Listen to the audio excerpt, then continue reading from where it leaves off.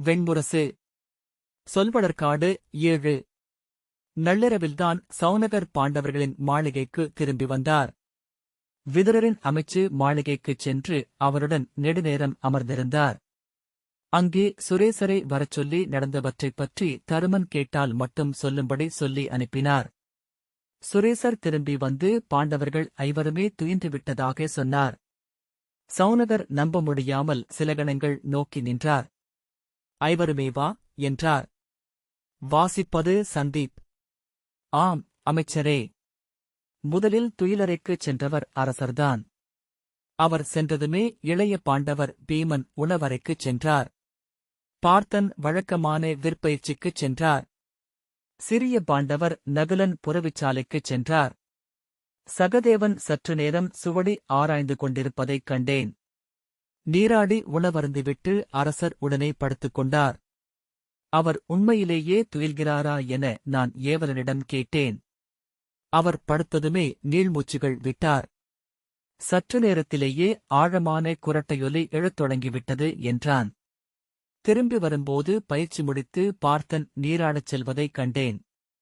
அவர் முகம் அமைதியுடன் இருந்தது. நான் சுவடியறையில் அமர்ந்து ஓலைகளை சீரமைத்தேன். 18 செய்திகள் அனுப்ப வேண்டியிருந்தது. இரவு ஒலி மாறுபாடு கொள்ளத் தொடங்கிய நேரத்தில் இளையோர் எப்படி இருக்கிறார்கள் என்று கேட்டு பேரரசியின் தூதன் வந்தான். நான் எழுந்து சென்று நோக்கியபோது இளவரசர் நகுலன் முற்றத்தில் ஒரு புறவிக் குட்டியுடன் விளையாடிக் கொண்டிருந்தார். அவர் சிரிக்கும் ஒலி கேட்டது. பீமன் உணவுண்டு கைகளைக் கூட கழுவாமல் அப்படியே உணவறைக்குள் படுத்திருந்தார். நிறைவுடன் உணவுண்டால் அவர் முகம் தெய்வச் சிலைகளுக்குரிய அழகைக் கொண்டுவிடும். அருகே விழுந்த பெருங்கலங்கள் கிடந்தன. அவற்றை ஓசையில்லாது எடுத்து அகற்றிக் கொண்டிருந்தனர். ஐவரும் துயில்வதற்காக காத்திருந்தேன். அவர்கள் துயில்வதைக் கண்டபின் அவர்கள் ஆழ்ந்து துயின்றுவிட்டார்கள் என்று குந்திதேவிக்கு செய்தியனுப்பினேன் என்றார் சுரேசர். சௌனகர் பேரரசி துயிலமாட்டார் என்றார். சுரேசர் புன்னகை செய்தார்.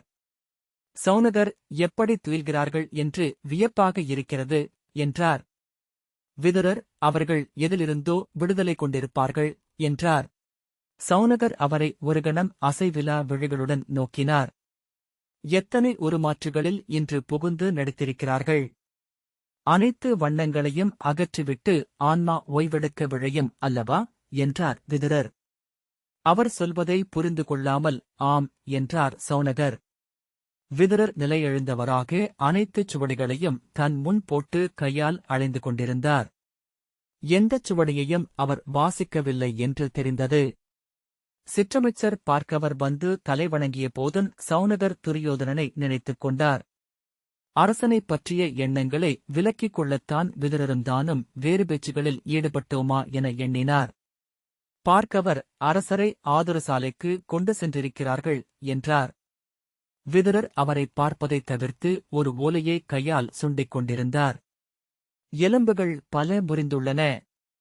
அரசர் நெடுநாட்கள் ஆதுரசாலையிலேயே இருக்க வேண்டியிருக்கும் என்றார் பார்க்கவர். விதுரர் அதற்கும் ஒன்றும் சொல்லவில்லை. பேரரசருக்கு செய்தி அறிவிக்கப்பட்டுள்ளது என்று அவர் சொன்னபோது விதுரர் நிமிர்ந்து நோக்கினார். செய்தியுடன் சென்றவர் பால்ஹிக நாட்டு இளவரசர் பூரிசிரவஸ் என்று பார்க்கவர் சொன்னார்.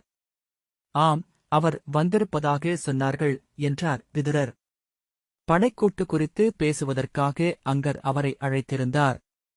சொல் தேர்ந்தவர் என்பதனால் அவரையே பேரரசரிடம் அனுப்பியிருக்கிறார்கள்.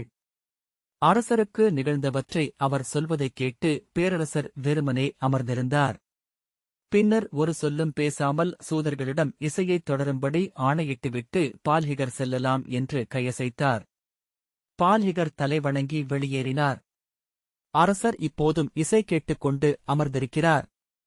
விதுரர் ஒலைச்சுவடியை சுழற்றிக் கொண்டு சில கணங்கள் இருந்துவிட்டு இந்திரபிரஸ்தத்தின் அரசி என்ன செய்கிறார் என்று பார்த்து வாரும் என ஒற்றர் கைவலியரை அனுப்பினார். அவர் திரும்பி வந்து அரசி அந்தியிலேயே காந்தார அரசர் மாளிகையில் துயில் கொண்டு விட்டார். அங்கே பிற பெண்களெல்லாம் விழித்திருக்கின்றனர் என்றார். விதுரர் பேரரசிக்கும் நிகழ்ந்தவை தெரியுமல்லவா என்றார்.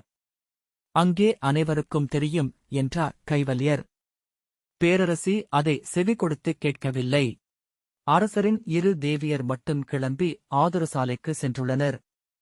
அங்குள்ள பெண்கள் எவரும் அரசர் புண்பட்டிருப்பதை ஒரு பொருட்டாக எண்ணுவதாக தெரியவில்லை. என்ன நிகழ்கிறது அங்கே என்றார் விதுரர். நாளை காலை கொற்றவை ஆலயத்தில் 7 எருமைகளை பலி கொடுக்க வேண்டுமென பேரரசி ஆணையிட்டிருக்கிறார்களாம். எருமைகள் வந்துவிட்டன.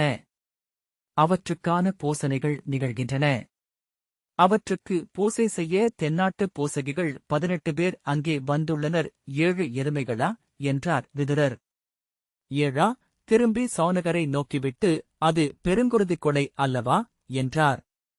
சௌனகர், நான் கேள்விப்பட்டதே இல்லை என்றார். கொற்றவை நன் குலம் மீது பெருஞ்சினம் கொண்டிருந்தால் பழியீடாக அளிக்கப்படும் பலி அது. 7 எருமைக் கடாக்களின் குருதியால் அன்னையை நீராட்டுவார்கள். அவள் காலடியில் அக்கடாக்களின் தலைகள் வைக்கப்படும். பின்னர் அவற்றின் கொம்புகள் வெட்டப்பட்டு ஊதுகருவிகளாக்கப்படும். அவை காலந்தோறும் அன்னையிடம் பொறுத்தருள்க தேவி என்று முறையிட்டபடி இருக்கும் என்றார் விதுரர். பின்பு தலையை அசைத்தபடி, முன்பெல்லாம் இட்டெண்ணித் தந்தலை கொடுக்கும் வழக்கம் இருந்தது. இப்போது கூட தென்னாட்டில் அவ்வழக்கம் உள்ளது என்றார். அச்சொற்கள் சௌனகரின் உள்ளத்தில் மெல்லிய நடுக்கத்தை உருவாக்கின. தென்னாட்டில் இளம்பெண் ஒருத்தியை கொற்றவையென மாற்றொரு அணிவிப்பார்கள். அவளுக்கு புலித்தோலாடை அணிவித்து கையில் முப்புரிவேல் அளிப்பார்கள். நுதல்விழி வரைந்து நெற்றியில் பன்றிப்பல்லை பிற எனச் சூட்டுவார்கள். வேங்கை புலியின் குரலை மேல் அவளை அமரச் செய்து மன்று நிறுத்தி அவள் காலடியில் தலைவெட்டி இட்டு விழுவார்கள். சௌனகர், குலப்பழைக்காகவா என்றார். ஆம், பெண்பழியே பெருங்குலப்பழி என்பது தென்னாட்டவர் நம்பிக்கை. சௌனகர், இவர்கள் காந்தாரர்கள் என்றார். வேதம் பிறக்காத காலத்திலேயே காந்தாரத்து மக்கள் தென்னகம் புகுந்துவிட்டனர் என்பது நூல்கூற்று. அவர்களின் முறைமைகள் நிகரானவை என்றார் விதுரர். அங்கே விரலியர் அமர்ந்து பாடிக்கொண்டிருக்கிறார்கள் என்று கைவலியர் சொன்னார். கொற்றவையைப் பற்றிய பாடல்கள். வேட்டவமரி என்று அதை சொன்னார்கள். கற்பாறைகள் உருள்வது போன்ற தாளம். வெடித்தெழுவது போன்ற சொற்கள். அதைக் கேட்டு நிற்பதே கடினமாக இருந்தது. விதுரர், பேரரசியின் உள்ளம் கொதித்துக் கொண்டிருக்கிறது என்றார். ஆறிவிடும். ஏனென்றால் அவர் அன்னை என்றார் சௌனகர். இல்லை அமைச்சரே, பேரரசரின் உள்ளம் ஆறும். அவர் தன் மைந்தரை ஒருபோதும் துறக்க மாட்டார். அதை இப்போது தெளிவுறவே காண்கிறேன். ஆனால் பேரரசி அமைதியுறவே போவதில்லை. இனி அரசருக்கு அன்னை என ஒருவர் இல்லை. சௌனகர் நெஞ்சுக்குள் திடுக்கிட்டார். ஏன் என்ற கேள்வி பொருளற்றது என அவரை உணர்ந்திருந்தார். பெண்கள் இங்கு அணியும் அனைத்து உருவங்களையும் களைந்துவிட்டுச் சென்றடையும் இடம் ஒன்றுண்டு என்றார் விதுரர். மெல்ல அங்கே ஆழ்ந்த அமைதி உருவாகியது. சௌனகர் எழுந்து, நான் அரண்மனைக்குச் செல்கிறேன். நானும் துயில் கொள்ள வேண்டும் என்றார். விதுரர், என்னால் துயில முடியுமென தோன்றவில்லை. இவையனைத்தும் முடிவுக்கு வரும் வரை என் நரம்புகள் இழுபட்டு நின்றிருக்கும் என்றார். தளர்ந்த காலடிகளுடன் சௌனகர் அரண்மனைக்கு வந்தார். அரசரும் தம்பியரும் முழுமையான துயிலில் இருப்பதாக ஏவலன் சொன்னான். ஒற்றர்களை வரவழைத்து துரியோதனன் எப்படி இருக்கிறான் என்று தெரிந்து கொண்டார். அவன் எலும்புகள் சேர்த்துக் கட்டப்பட்டு உடல் முழுக்க தேன் மெழுகும் வெண்களி மண்ணும் கலந்து பற்று போடப்பட்டிருப்பதாகவும் நெஞ்சுக்குள் நுரையீரல் கிழிந்திருப்பதனால் மூச்சு வழியாக குருதி தெரிக்கிறது என்றும் அகிபீனா மயக்கில் துயில் கொண்டிருப்பதாகவும் ஒற்றர்கள் சொன்னார்கள். கௌரவர்கள் அனைவரும் ஜெயத்ரதனும் போரிசிரவசும் ஆதுரசாலையில்தான் அப்போதும் இருந்தார்கள். களைப்புடன் அவர் படுக்கைக்கு சென்றார். கண்களுக்கு மேல் மெழுகை அழுந்த பூசியது போல துயிலை உணர்ந்தார். படுத்துக் கொண்டதும் மெல்லிய ரீங்காரமென அன்று நிகழ்ந்த அத்தனை பேச்சுக்களும் கலந்து அவர் தலைக்குள் ஒலித்தன. மயங்கிச் சென்று கொண்டிருக்கையில் அவர் ஒரு துணுக்குரலை அடைந்து உடல் அதிர எழுந்து அமர்ந்தார். அன்று நிகழ்ந்தவை உண்மையிலேயே நிகழ்ந்தனவா? உளமயக்கு அல்லவா? கனவு கண்டு விழித்துக் கொண்டது போலிருந்தது. ஆனால் கனவென ஆறுதல் கொள்ள முடியாதது அது. அது உண்மையில் நிகழ்ந்தது. உண்மையில் நிகழ்ந்திருக்கிறது. உண்மை நிகழ்வு என்பது தெய்வங்களால் கூட மாற்றிவிட முடியாது. கற்பாறைகளைப் போல அழுத்தமாக நிகழ்நிலையில் ஊன்றி அமைவது. எத்திசையில் எப்படி அணுகினாலும் அது அங்கே அப்படித்தான் இருக்கும். அவர் பெருமூச்சு விட்டார். மீண்டும் படுத்துக் கொண்டபோது உள்ளம் எதிர்திசையில் திரும்பியது. கனவுகளும் கற்பனைகளும் தான் மேலும் அஞ்சத்தக்கவை. அவை வளர்ந்து பெருகுகின்றன. அவை விதைகள். உண்மை நிகழ்வென்பது கூழாங்கல். அது முடிவுற்றது. அதன்மேல் 1000 எண்ணங்களையும் சொற்களையும் ஏற்றலாம். அவை ஆடைகள் போல, மலைமேல் முகில்கள் போல. அடியில் அவை மாறாமல் அப்படித்தான் இருக்கும். அந்நிகழ்வு இனிமேல் எவராலும் எவ்வகையிலும் மாற்றத்தக்கதல்ல. ஆகவே அதை இனிமேல் முழு நம்பிக்கையுடன் கையாள முடியும். எண்ணங்கள் கரைந்து கொண்டே இருக்கையில் ஏன் அந்த ஆறுதலை அடைகிறோம் என அவரே வியந்து கொண்டார். காலையில் வழக்கம் போல முதற் பறவை குரல் கேட்டு எழுந்து கொண்டு கைகளை விரித்து அங்கு குடிகொள்ளும் தேவர்களை வழுத்திக் கொண்டிருக்கையிலேயே வாயிலில் சுரேசர் நின்றிருப்பதை சௌனகர் கண்டார். அது நற்செய்தி அல்ல என்று உடனே உணர்ந்து கொண்டார். என்றார். நேற்று பின்னிரவே பீஷ்மபிதாமகர் தன் முடிவை அறிவித்துவிட்டிருக்கிறார். பேரரசரிடம் விடிகாலையில் அது தெரிவிக்கப்பட்டுவிட்டது என்றார் சுரேசர். என்றார் சௌனகர். பிதாமகர் அரசரையே ஆதரிக்கிறார். அதை எதிர்பார்த்திருந்தாலும் சௌனகர் உடலில் ஒரு துணுக்குரல் அசைவு நிகழ்ந்தது. என்றபின் கண்மூடி குறுவணக்கத்தை முடித்துக்கொண்டு மெல்ல முனகியபடி எழுந்தார். சுரேசர் அங்கேயே நின்றிருந்தார். அரசரிடம் தெரிவித்துவிட்டீர்களா என்றார் சௌனகர். இல்லை, அவர் இன்னும் விழித்தெழவில்லை. நான் சென்றபின் தெரிவியுங்கள் என்றபின் சௌனகர் பெருமூச்சுடன் நீர் தூய்மைக்குச் சென்றார். சித்தமாகி திரும்பி வந்து ஒற்றர்களின் ஓலைகளை விரைந்து நோக்கிவிட்டு இந்திரபிரஸ்தத்திற்கு ஒரு செய்தியை அனுப்பினார். குந்தியிடமிருந்து வந்த செய்தியில் அவள் திருதராஷ்டிரரை நம்பாமல் பீஷ்மர் மேல் நம்பிக்கை வைத்து எழுதியிருந்தாள். அதற்கு மறுமொழியாக பீஷ்மரின் முடிவைப் பற்றி ஒரு வரி அனுப்பினார். அவர் தருமனின் அரண்மனையை அடைந்தபோது கூடத்தின் வாயிலில் சுரேசர் நின்றிருந்தார். எழுந்துவிட்டாரா என்றார் சௌனகர். சித்தமாக இருக்கிறார் என்றார் சுரேசர்.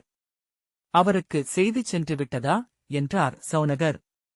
இல்லை, ஓலைகள் அனைத்தும் என்னிடமே உள்ளன. சௌனகர் நன்று என உள்ளே சென்றார். அவரைக் கண்டதும் தருமன் புன்னகையுடன் எழுந்து ஆசிரியருக்கு வணக்கம் என்றார். நற்றீலில் அவரது முகம் மிகவும் தெளிந்திருந்தது. கண்களுக்கு கீழிருந்த வளையங்கள் மறைந்திருந்தன. நீர்வற்றிய தசைகள் மீண்டும் குருதியொளி அடைந்திருந்தன. அவரை வாழ்த்திய பின் சௌனகர் அமர்ந்து கொண்டு, நேற்று நாங்கள் பிதாமகரை பார்த்தோம். அச்செய்தியை அறிவிக்க சுரேசரை அனுப்பினேன். தாங்கள் துயின்றுவிட்டீர்கள் என்றார். ஆம் என்ற தருமன். என்ன நிகழ்ந்தது? பிதாமகர் என்ன சொன்னார் என்றார்.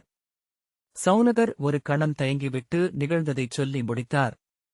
தருமன் முதலில் இயல்பான மலர்ச்சியுடன் கேட்கத் தொடங்கி மெல்ல மெல்ல பதற்றம் அடைந்து இறுதியில் கொந்தளிப்புடன் பீடத்தின் கைப்பிடியை தன் கைகளால் பற்றிக் கொண்டார்.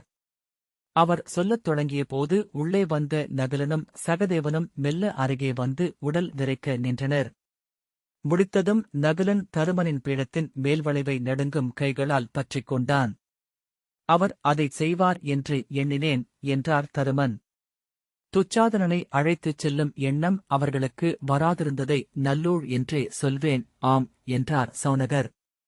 தருமன், நானும் அவர் முன் செல்ல வேண்டும்.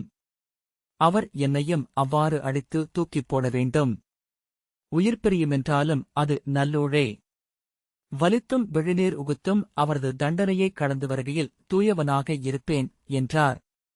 சௌனகர் பெருமூச்சுடன் நகுலனை நோக்க அவன் உடனே புரிந்து கொண்டு, பிதாமகர் அரசாணை குறித்து என்ன சொன்னார் என்றான்.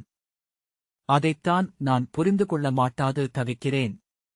சொல்ல வந்ததும் அதுவே என சௌனகர் தொடங்கினார். இன்று காலையில் செய்தி வந்தது. பீஷ்மபிதாமகர் துரியோதனனை ஆதரிக்கிறார் என்று. தருமன் அதை எதிர்பார்த்திருக்கவில்லை என விழிகள் ஒரு கணம் அதிர்ந்தது காட்டியது. உடனே அவர் மீண்டு, அது அவரது ஆணை என்றால் அவ்வாறே ஆகுக என்றார். பிதாமகரின் ஆணையை ஓலையால் அரசருக்கு அறிவித்திருக்கிறார்கள் என்றார் சௌனகர். அவர் ஏன் அவ்வாறு செய்தார் என்று எண்ணக்கூடவில்லை. ஆனால் அதை நான் ஓரளவு உணர்ந்திருந்தேன். அவ்வாறு தாக்கிய போதே அவர் உள்ளம் உருகியிருக்கும். அவர் இக்கொடியின் முதற்றாதை இல்லை, அதற்கப்பால் அவர் ஏதோ எண்ணியிருப்பார் என வாயிலில் வந்து நின்றிருந்த அர்ஜுனன் சொன்னான். அவன் வந்ததை உணர்ந்திராத சௌனகர் திடுக்கிட்டு திரும்பிப் பார்த்தார். எதுவானாலும் இந்தச் சிறிய நாடகம் முடிவுக்கு வந்துவிட்டது. நாம் அடிமைகளாவோம். சற்று கழித்து அந்த 1000தவன் சவுக்குடன் திரும்ப வருவான். சௌனகர் நிலையெழுந்தவராக, அவ்வாறல்ல. அது அத்தனை எளிதல்ல, பிதாமகர் அதையெல்லாம் எண்ணியிருக்க மாட்டார் என்றார். எண்ணினாலும் அன்றேலும் அனைத்தும் முடிவடைந்துவிட்டன. இனி அதைப் பற்றிய சொல்லாடல் தேவையில்லை என்றார் தருமன். தருமன் முகம் மீண்டும் மலர்ந்துவிட்டதை சௌனகர் கண்டார். அது பிதாமகர் நமக்கு அளித்த தண்டனை. தந்தையரின் தண்டனைகளிலும் அவர்களின் அருளை உள்ளது என்றார். அர்ஜுனன் உரக்க, தாங்கள் அடிமைப்பணி செய்வதென்றால் என்று தொடங்க, நான் இயற்றிய பிழைக்கு அது கூட ஈடாகாது என்றார் தருமன். ஆம், அதை செய்வோம். ஆனால் இங்கே நம் அரசியம் தொழும்பியாகியிருக்கிறாள் என்றான் அர்ஜுனன். அந்த இழிமக்களின் அரண்மனையில் அவள் ஏன் ஏவற்பணி செய்ய வேண்டும்? தருமன் தலையை அசைத்து, ஆம், ஆனால் அவள் நம் மனைவி. அதன் பொருட்டு அவள் அடையும் துயர்கள் அனைத்தும் அவளுடைய ஊழே என்றார். மடமை என்றபின் அர்ஜுனன், நான் இதில் ஒன்றும் சொல்வதற்கில்லை. எது நிகழ்கிறதோ அதுவே அமைக என்று கூறி வெளியே சென்றான். தருமன், மடமை என்பதில் ஐயமில்லை. ஆனால் மடமையில் திளைப்பதாகவே எப்போதும் இதெல்லாம் அமைகிறது என்றார். சௌனகர் ஆம் என்றபின் எழுந்து, நான் விதுரரை பார்த்துவிட்டு வருகிறேன் என்றார். தருமன், இனி அரசு சூழ்தல்கள் தேவையில்லை அமைச்சரே.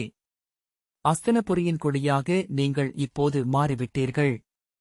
இனி நீங்கள் ஆற்றும் எச்செயலும் அரச வஞ்சனையாக கொள்ளப்படும் என்றார். சௌனகர் ஆம் என்றபின் எழுந்து தலையசைவால் விடைபெற்றார். வெளியே நின்றிருந்த சுரேசரிடம், இளையவர் எங்கே என்றார். உணவுச்சாலையில் இருக்கிறார் என்றார் சுரேசர். அவர் தொழும்பராக இருந்தாலும் மகிழ்ந்திருப்பார். அடுமனைப் பணியோ யானைக் கொட்டில் ஊழியமோ அமைந்தால் போதும் என்றார் சௌனகர். சுரேசர் புன்னகை செய்தார். அவர்கள் நடக்கும்போது சுரேசர், தொழும்பர் பணிக்கு இப்போதே அரசர் ஒருங்கிவிட்டார் எனத் தோன்றுகிறதே என்றார். அவர் துயரத்தை தேடுகிறார். எங்காவது தன்னை ஓங்கி அறைந்து குருதியும் நிணமுமாக விழாமல் அவர் உள்ளம் அடங்காது என்றார் சௌனகர். விதுரரின் அமைச்சு நிலையில் அவர் முந்தைய நாள் இருந்த அதே பீடத்தில் அதே ஆடையுடன் இருந்தார். விழிகள் துயில் நீப்பினால் வீங்கிச்சி வந்திருந்தன. உதடுகள் கருகியவை போல் தெரிந்தன. அவர் வருவதை காய்ச்சல் படிந்த கண்களுடன் நோக்கி எழுந்து வணங்கிவிட்டு திரும்பி கனகரிடம், என் சொற்கள் அவை என்று சொல்க என ஆணையிட்டார். சௌனகர் அமர்ந்ததும், செய்தி அறிந்திருப்பீர்கள் என்றார்.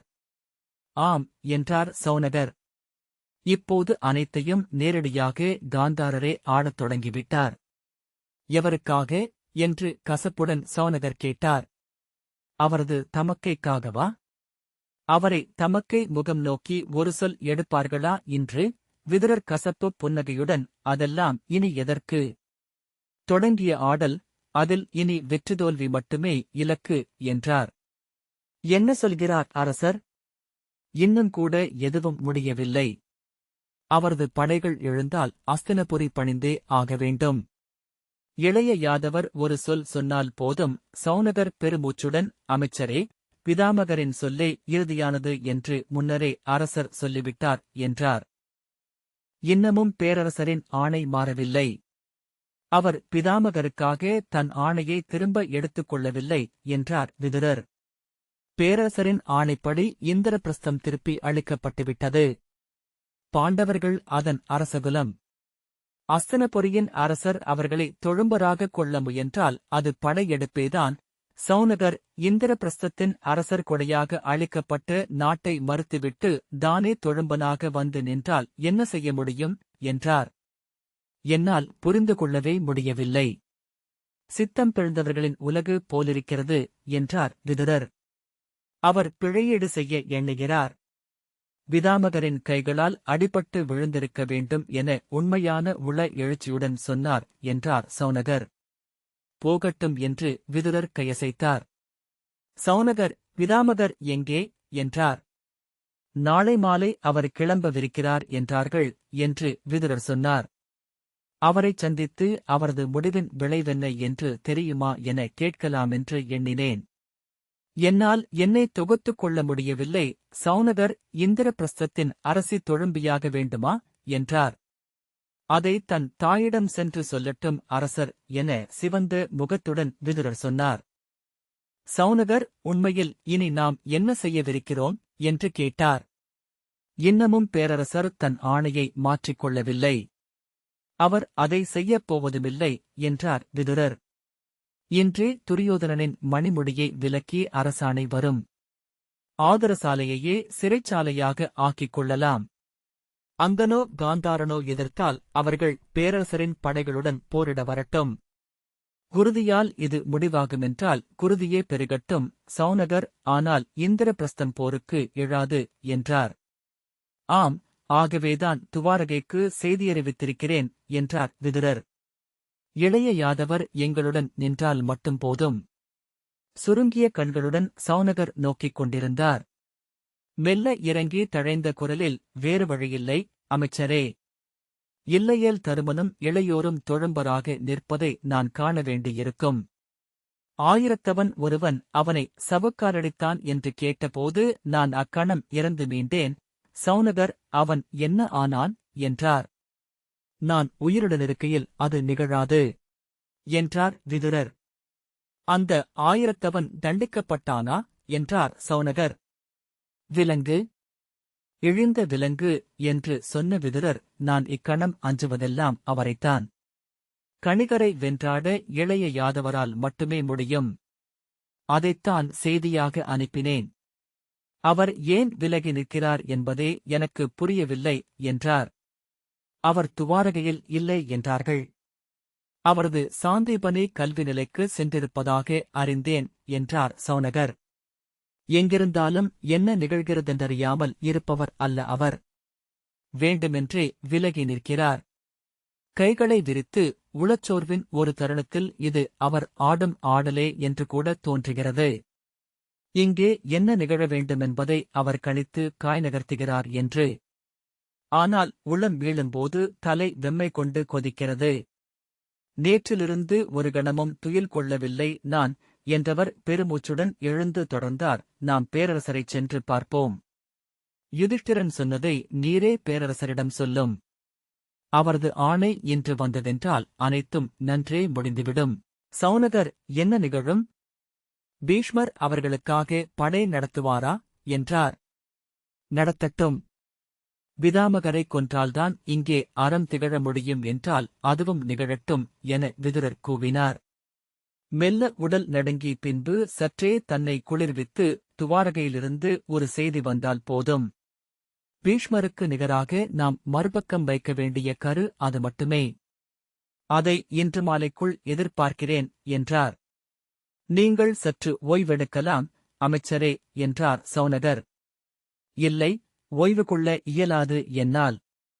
முகம் கழுவி வருகிறேன் என்று சொல்லி எழுந்த விதுரர் சற்று தள்ளாடினார்.